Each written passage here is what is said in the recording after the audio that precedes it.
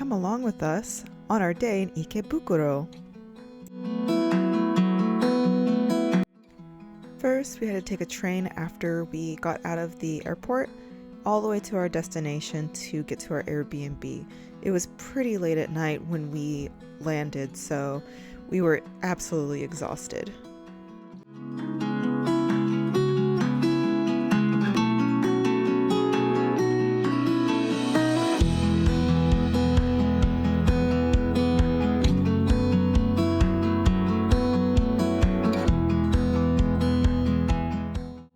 But finally we arrived in the Ikebukuro area.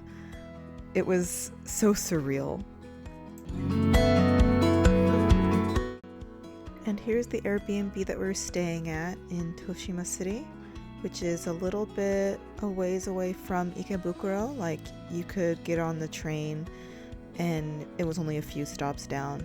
It had a little kitchenette and everything like that. Your basic amenities, television, little spot to store our things, and a little loft where the bed was.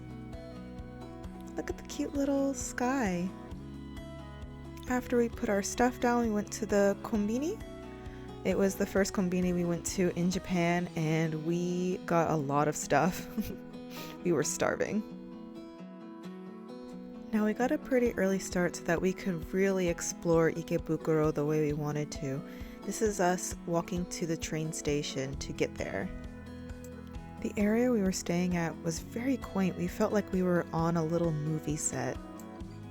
And the art on these sewer caps is so cute. Such a nice little touch. And this was a soba restaurant. I wanted to go there, but we didn't really have any time to really explore the area we were at.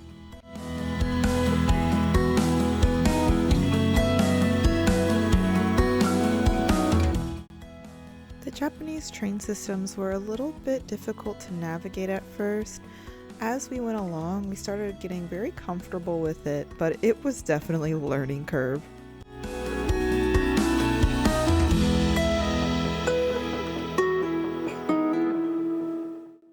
Side note, look how cute my fanny pack was. It's Animal Crossing. The cool thing about these subway stations is that they have a lot of little shops inside. And here are outfits of the day. Aren't we just a stereotypical gay couple?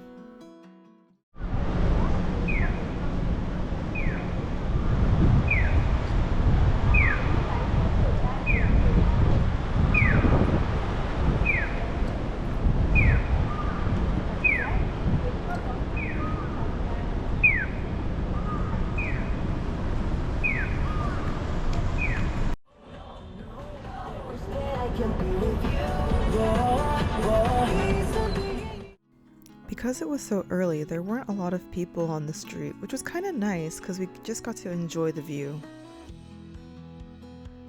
There was a huge crow, but you can barely see it just because of how dark it was. And yeah, there were a lot of pigeons with just like one leg. I don't know what that's all about. Then we made it to Sunshine City Mall. Here they had all sorts of like cute little cafes, like the Pokémon cafe. They had a lot of fandom stores. Like, if you're a nerd, this place is dangerous. And especially if like you're a One Piece fan, like there was a whole One Piece store.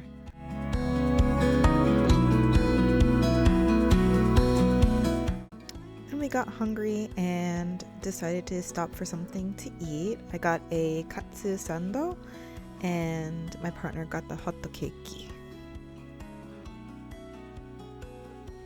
I felt like the portions were just right for something to tide us over before we moved on to our next meal.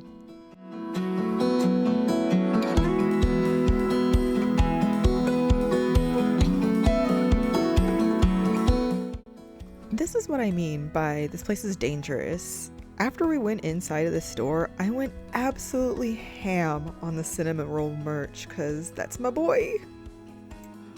And this store was so cute.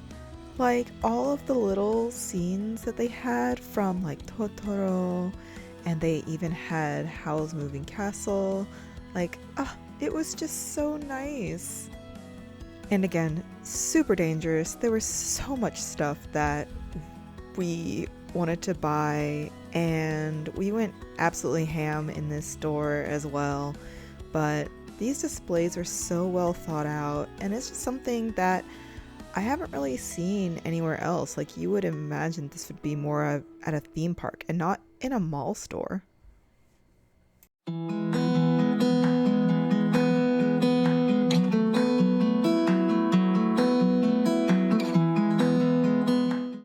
The main reason why we came here was for the Pokémon Center. My partner was dying to go here, so of course this was our last stop before we left. But look at everything. It's just so cool seeing all of the displays, and they even had like a whole display area where they had all these little like statues. They were so cute and they looked really, really fresh actually. Like, I guess because they had that sign saying don't touch.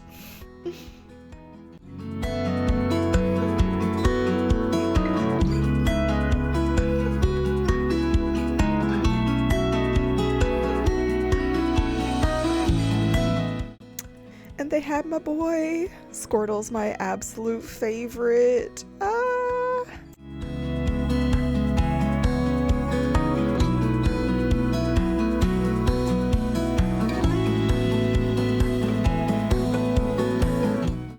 I'm also very partial to the owl Pokemon. I just think they're so cute, and I love owls so much.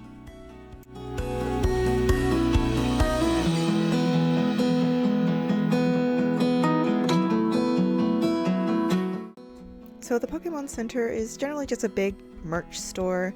So they had all sorts of cute little bags and plushies and standees. So if you're a super Pokemon fan, you're absolutely going to be in trouble at this place. Like, your wallet is going to cry because they had so much cool stuff there.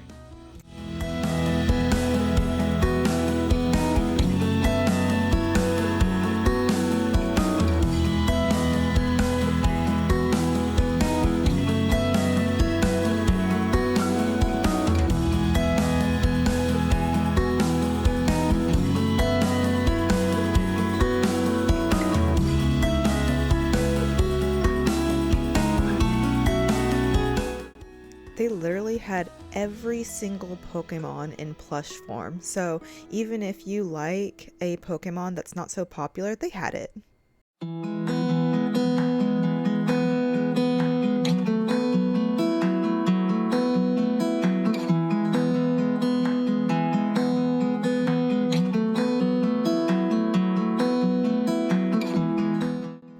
They even had this area called the Pokemon Go Lab, and I guess it's a place where you can do tournaments and stuff. They had some sort of point system, but the statues were like really cool looking.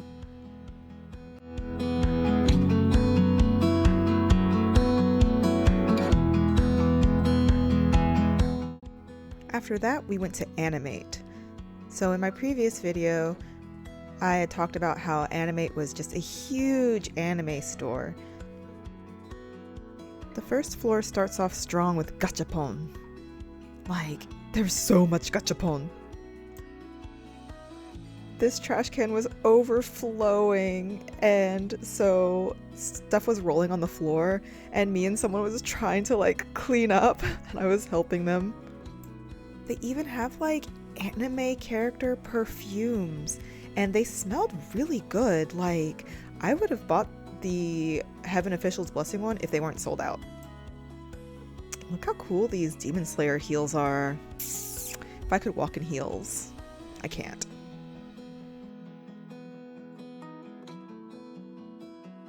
I don't exactly know what Identity V is, but this place was toe up. Like, it must be super popular.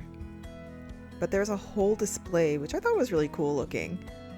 I might look into it because it looks interesting. It has this kind of like Coraline feel to it with the button eye thing going on there.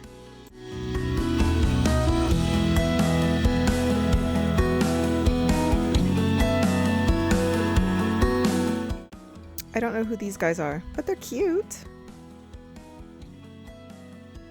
And here's some display of some kind of baseball anime. I don't know. Cosplay wigs! And then here was all sorts of like cosplay materials, like makeup that you could get. These are the eyebrow covers that I bought. Then we were back at our Airbnb where I had a famichiki and I was talking to my mom. And that was basically our day in Ikebukuro. After that, we went to our hotel in Chiba for Tokyo Disney. That way we could get an early start at Tokyo Disney the next day. So yeah, that was it. One day is definitely not enough. And I know it's kind of short, but I hope you enjoyed this video and I'll see you in the next one.